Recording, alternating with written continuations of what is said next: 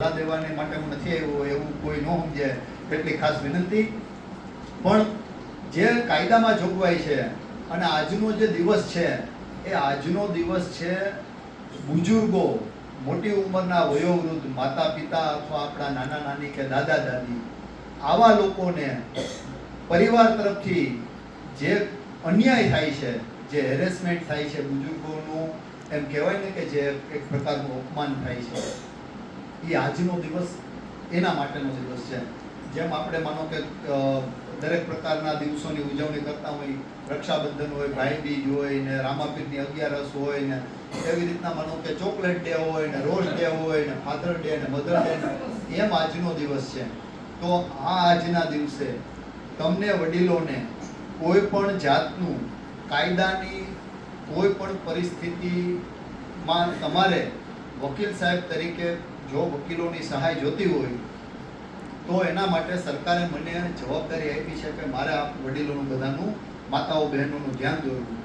તમને એમ લાગે કે ભાઈ આ બાબતના પ્રશ્નમાં મારે, આપણે બધા હિન્દુ સંસ્કૃતિને સમજીએ છીએ અને મહાભારતની અંદર પણ કહ્યું છે કે હણે અને હણવામાં કાંઈ ખોટું નથી, તો ક્યાંય તમને એમ લાગતું હોય કે તમારા પરિવાર તરફથી, સમાજના કોઈ વ્યક્તિ તરફથી તમને કોઈ પણ જાતનો અન્યાય થયો છે, કાયદા મુજબ તમારો હક છે, તો એના માટે ન્યાયતંત્રના દરવાજા ખુલ્લા છે. એના માટે જે વકીલ સાહેબની જરૂર પડે એ વકીલ માટે આપ વડીલોએ કોઈએ એક પણ રૂપિયો ખર્ચ કરવાનો નથી. કોર્ટે આવી અને તમે ત્યાં એક ફોર્મ ભરો એટલે તમને કાયદા મુજબ જે 15-20 વર્ષની વકીલાત કરતા હોય એવા સારા વકીલો પ્રોવાઈડ કરવામાં આવે અને તમને કાંઈ પણ તમારો જે પ્રશ્ન હોય એમાં તમને ન્યાય મળી શકે.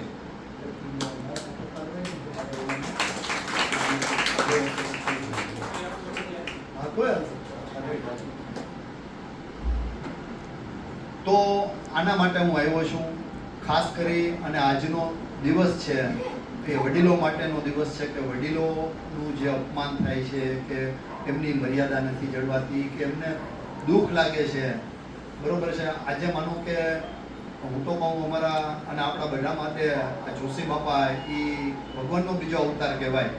કારણ કે આજે આપણે, તમે વડીલો બધા જોઉં છો કે જ્યારે આપણું સંતાન પણ આપણને માનો કે આપણે એને નથી સાચવી શકતું, ત્યારે આ આશ્રમની અંદર ભગવાન રામચંદ્રજી ને ભગવાન કૃષ્ણ જોશી બાપાને સારું આરોગ્ય આપે, એમના પરિવારને સારી શક્તિ આપે કે એનામાં સેવાભાવ છે.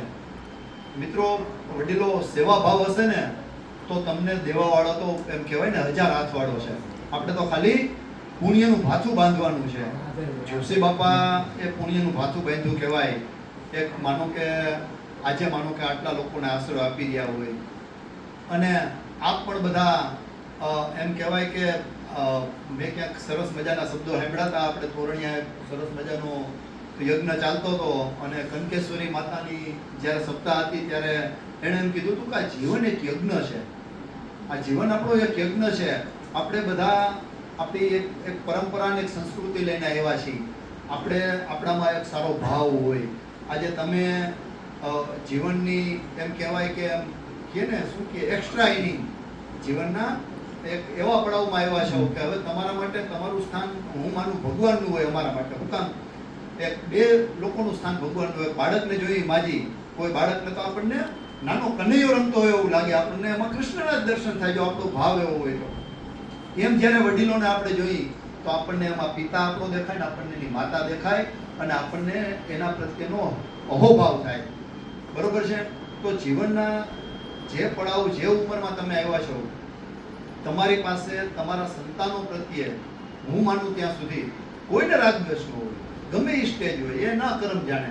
આપણે હશે કોઈ કુદરતનું આ ખેલ, આપણે આપણી સંસ્કૃતિને આપણે જે વડીલો શાસ્ત્રોમાંથી શીખ્યા છીએ, મારી માતાજી કાંઈ ભૂલ ન થતી હોય મિત્રો, તો આવો પ્રશ્ન છે. પણ આપણે એવા કોઈ પ્રશ્નોના એલિગેશન કે આક્ષેપમાં નથી જવું.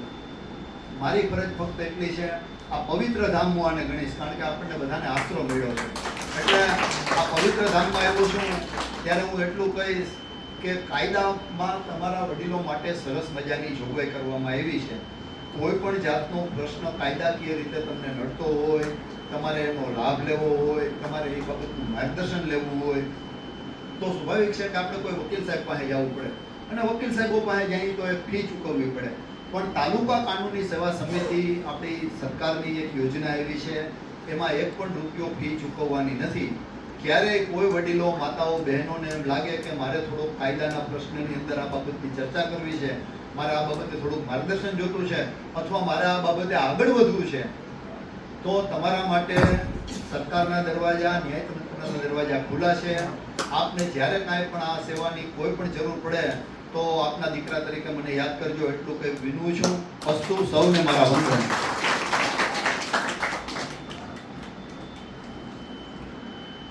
ખૂબ ખૂબ આભાર જીતુભાઈ.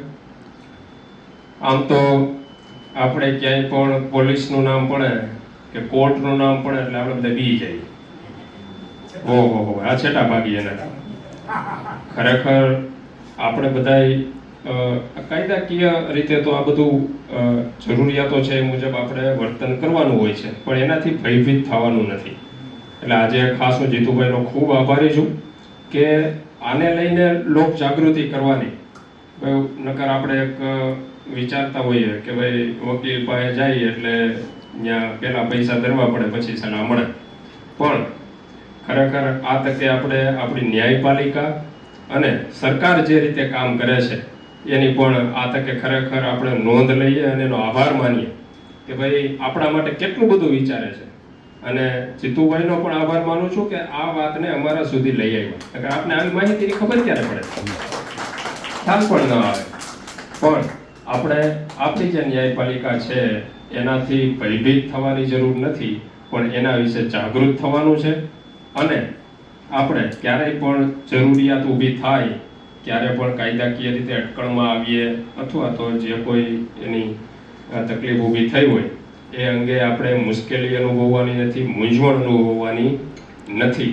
આપણે કોર્ટ સુધી જવાનું છે અને ત્યાં જે આ તાલુકા કાનૂની સેવા સમિતિ છે તે આપને ઉપયોગી થશે અને ત્યાં પૈસાની પણ જરૂર નથી. આપને નિઃશુલ્ક એના માટે આપણે જે પણ માહિતી જોઈએ છે એના માટે મદદરૂપ થશે. એટલે ખાસ હું આ તકે જીતુભાઈ, આપણી ન્યાયપાલિકા અને સરકાર જે રીતે આ કામ કરે છે એનો ખૂબ ખૂબ આભાર માનીએ છીએ કે આ માહિતી અને આ કાર્યક્રમ અમારા સુધી લઈને આવ્યા છો. અને ક્યારેક ભવિષ્યમાં પણ અમારે આવી જરૂર પડશે ત્યારે તમારા તરફથી અમને ખાસ મદદ મળી રહે એવી તમારી પાસે આશા રાખીએ છીએ. આભાર.